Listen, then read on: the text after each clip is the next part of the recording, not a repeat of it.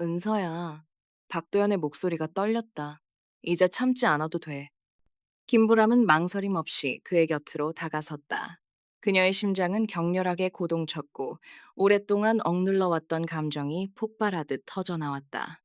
두 손으로 그의 목을 감싸 안으며 그녀는 놀라움으로 살짝 벌어진 그의 입술에 조심스럽게 입을 맞췄다. 처음에는 박도현은 굳은 듯 아무런 반응도 보이지 않았다. 하지만 김보람의 다른 한 손이 그의 허리를 감싸 앉아 그는 천천히 그녀를 더욱 가까이 끌어당겼다.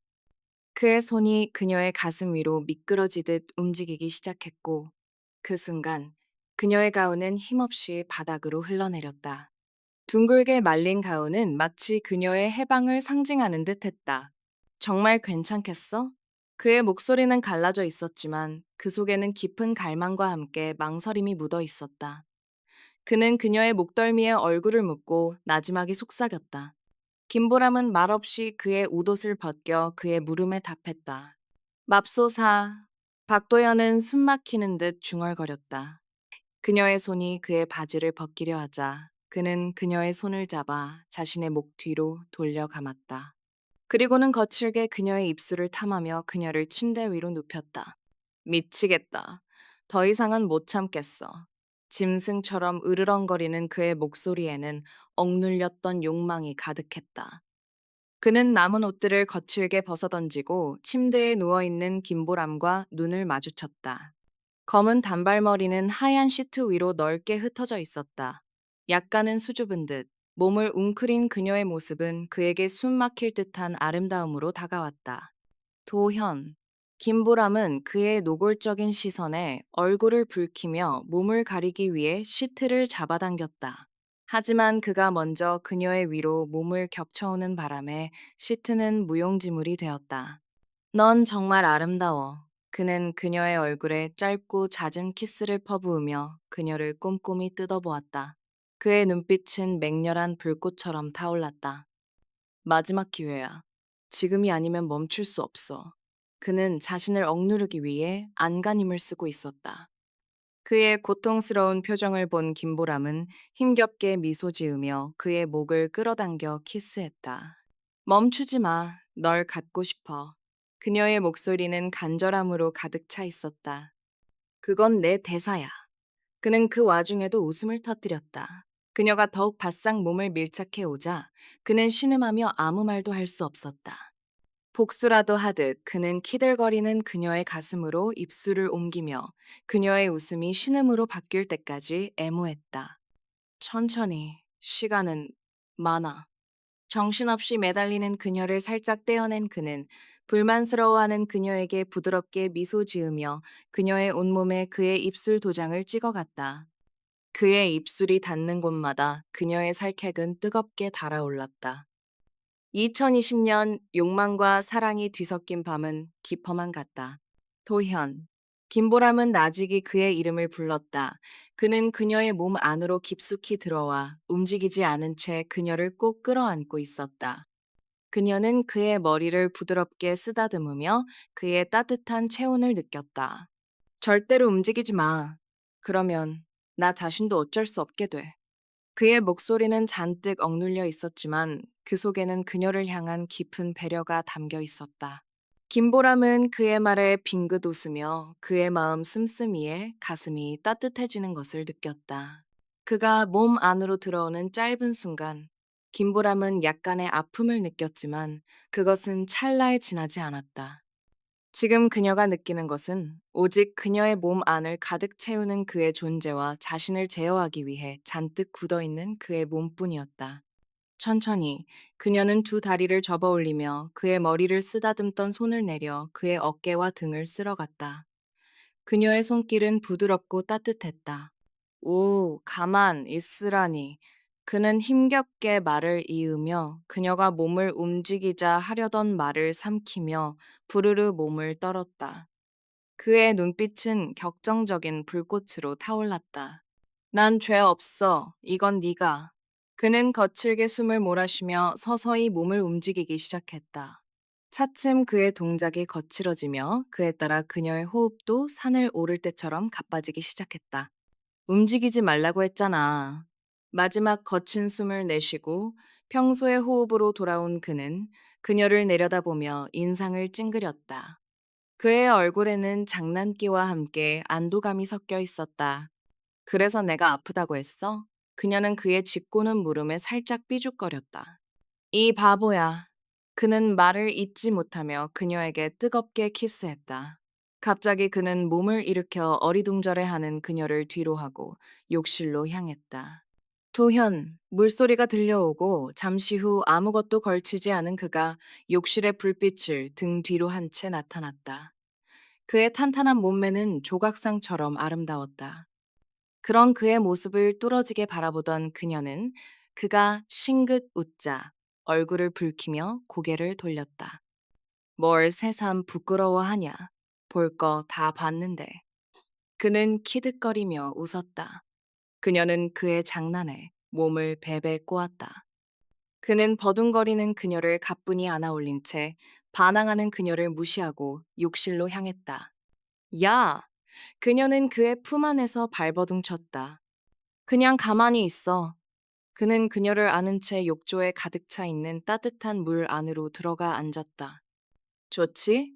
그는 그녀의 귓가에 속삭였다. 어이없다는 표정으로 그를 노려보던 그녀는 그의 가슴에 등을 기대며 편하게 자리를 잡았다. 그녀의 얼굴에는 미소가 번졌다.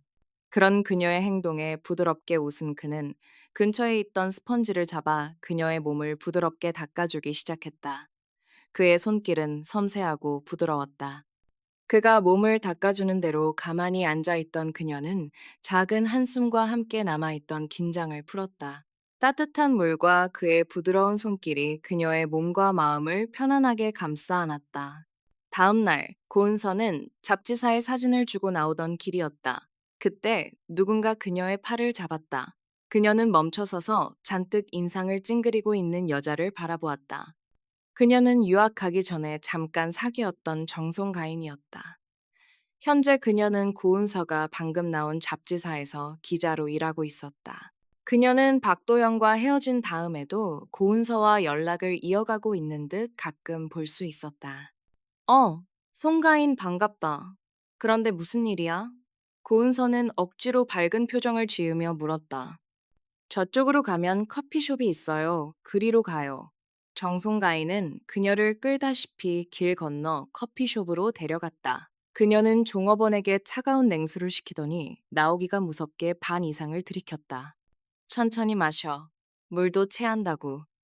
고은서는 걱정스러운 표정으로 그녀에게 말했다. 걱정 말아요. 다른 사람은 그렇게 걱정하는 사람이 어떻게 그럴 수 있어요? 정송가인의 목소리는 격앙되어 있었다. 무슨 말이야? 고은서는 불안한 예감에 휩싸였다. 나도 가능하면 두 사람 사이에 끼어들지 않으려 했지만 도저히 더 두고 볼 수가 없어요. 정송가인은 벌컥벌컥 물을 들이키는 그녀에게 냅킨을 건넸다. 고은서는 살짝 인상을 찡그리며 그녀의 다음 말을 기다렸다. 그 오랜 시간 동안 오빠만을 바라본 은서 언니가 불쌍하지도 않아요? 어떻게 언니 앞에서 다른 여자를 만날 수가 있어요? 정송가인은 화가 잔뜩 난 얼굴로 그녀를 쏘아보았다. 고은서는 아무 말도 못하고 인상만 찡그렸다. 알아듣게 좀 말해주겠어? 그녀는 답답한 마음에 다그치듯 물었다. 정송가인은 그녀를 한 차례 노려본 후 크게 심호흡을 하고 입을 열었다. 그녀의 입에서 나올 말은 고은서에게 커다란 충격을 안겨줄 것이었다. 다른 것에 똑똑하면 뭐해요? 정작 자신에 대해서는 모르면서. 그래요. 말이 나온 김에 모두 말할게요. 정송가인의 눈에는 결연한 의지가 담겨 있었다. 고은서는 오빠와 헤어진 후 그의 마음을 사로잡은 여자가 누구인지 알고 싶어 김보람을 만났다. 그제야 그녀는 깨달았다. 왜 오빠가 그토록 많은 여자를 만나면서도 그 누구에게도 정착하지 못했는지 단 한 번이라도 생각해 본 적 있어요? 김보람의 질문은 날카롭게 고은서의 심장을 찔렀다. 여전히 그녀의 말을 이해하지 못한 박도연은 고개를 갸웃하며 김보람을 바라봤다. 그런 그의 모습에 김보람은 안타까운 듯 고개를 저었다. 오빠가 만난 여자들이 어째서 오빠 마음을 차지하지 못했는지 생각해 본 적 없죠? 그거야. 박도연은 입을 열었지만 말을 잇지 못했다. 그건 오빠의 마음에 이미 은서 언니라는 여자가 깊숙이 자리 잡고 있었기 때문이에요. 나도 처음엔 몰랐는데 나중에 생각해보니 그렇더라고요. 오빠가 만난 여자들의 공통점. 공통점? 박도현이 되물었다. 그래요, 공통점. 내가 어떻게 은서 언니랑 친해졌을 것 같아요? 아마 모르긴 해도 오빠랑 헤어진 여자들 모두 은서 언니를 만나면 금방 친해질걸요? 그 말의 뜻은? 박도연의 눈빛이 혼란스러움으로 가득 찼다. 간단해요. 우리는 모두 은서 언니를 조금씩은 닮아 있어요. 여태 몰랐어요? 김보람은 어이없어하는 박도연의 표정을 보며 코웃음을 쳤다. 그리고 그의 물컵을 들어 물을 마셔버렸다. 날 봐요. 모습이야 다를지 몰라도 나랑 언니는 성격이 비슷해요. 그래서 금방 친구가 되었고요. 집으로 돌아오는 내내 박도연은 김보람의 말이 머릿속에서 떠나지 않았다. 결국 그는 집으로 향하는 대신 차를 돌려 다른 곳으로 향했다. 그 간단한 것을 이제야 알았다는 거야? 오랜 친구인 임승민을 찾아왔을 때는 좋은 생각이라고 여겼지만 지금은 후회하고 있었다. 너까지 그럴 필요는 없잖아. 박도현이 짜증 섞인 목소리로 말했다. 물론이지. 그래. 나를 찾아왔을 때는 뭔가 있을 것 같았는데? 말해봐. 임승민이 능글맞게 웃으며 답했다. 결국 한숨을 내쉰 박도현은 김보람과의 만남을 모두 털어놓았다.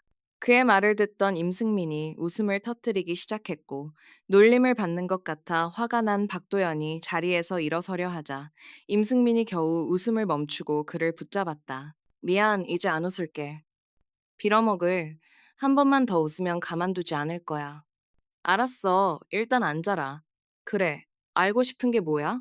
임승민이 캔 맥주 하나를 거칠겠다며 물었다. 캔 맥주를 단숨에 비운 박도연이 입을 열었다. 김보람이 말대로 내가 오래전부터 은서를 좋아했다면 왜 그동안 내가 몰랐냐는 거야. 그리고 왜 이제서야 그 애에게 이런 감정을 갖게 된 거냐고. 그건 간단해. 너무나 쉽게 나온 임승민의 대답에 박도연은 멍해진 표정으로 그를 바라봤다. 우선 몇 가지 이유가 있는데, 첫째로 너희가 너무 오랫동안 친구였다는 거야. 너무 오랫동안 친구였다고 박도연이 되물었다. 그리고 둘째, 박도연의 말을 무시한 채 임승민이 말을 이었다. 내 성격 때문이야. 내 성격. 그래, 네 성격. 넌 한 번 이거다 싶은 것은 곧 죽어도 이거잖아. 넌 처음부터 은서를 친구로만 생각했었어. 그러니 아무리 다른 감정을 가지려 해도 친구라는 전제가 있으니 더 이상 진전이 없던 거야. 멍하니 자신을 바라보는 박도연을 향해 임승민은 씩 웃어 보였다. 말해봐. 어쩌다가 은서를 여자로 보게 되었는지. 나도 잘 모르겠어. 어느 순간 갑자기 그 애가 여자로 인식되기 시작한 거야. 가슴 바로 위까지 열려있는 옷을 입은 그 애를 보았을 때 갑자기 몸이 달아오르더니 어려서부터 보았던 그 애의 나체가 눈에 들어오는 거야. 마치 다른 여자를 보았을 때처럼. 그러다 키스를 하게 되었고 완전히 넋이 나간 거지. 키스라면 많이 해봤지만 은서와 할 때처럼 넋을 잃기는 처음이었어. 박도현의 고백에 임승민은 낮게 휘파람을 불며 그의 잔에 차 대신 술을 채워주었다. 결론을 내리자면 나도 그 아가씨의 말에 동감이야. 그동안 네가 사귄 여자들을 볼 때면 가끔 은서를 연상하는 무언가가 있었어. 그러니까 너는 무의식 중에 은서를 생각하며 여자를 고른 거지. 은서랑 닮은 여자들을. 오피스 주차장. 차를 주차시킨 후에도 박도현은 내리지 않고 그대로 앉아 오늘 만났던 두 사람의 말을 곱씹고 있었다. 김보람의 말대로라면 은서는 오래전부터 그를 좋아하고 있었던 것이고 그 역시 그녀를 좋아하고 있었던 것이다. 혼란스러운 정신으로 엘리베이터에 오른 그는 자신의 집 대신 은서의 집으로 향했다. 그녀는 오늘도 늦는지 집 안은 조용했다. 대신 그를 반기듯이 그녀가 애용하는 사과향 샴푸 냄새만이 희미하게 떠돌고 있었다. 그녀가 좋아하는 푹신한 의자에 깊이 기대어 앉은 그는 어두운 방 안에 가만히 앉아 생각에 잠겼다. 모두의 말이 옳았다. 그는 늘 은서만을 생각하며 그의 모든 것은 그녀에게 맞춰져 있었다. 그가 했던 방황의 끝에는 언제나 그녀가 있었고 그 방황 속에서도 그를 믿어준 건 언제나 그녀였다. 그가 사랑한다고 믿었던 여자와 헤어졌을 때 그를 위로해주고 아파하는 그의 마음을 어루만져 주었던 것도 그녀였다. 무언가에 얻어맞은 듯 그는 날카로운 통증을 느끼며 머리를 쓸어넘겼다.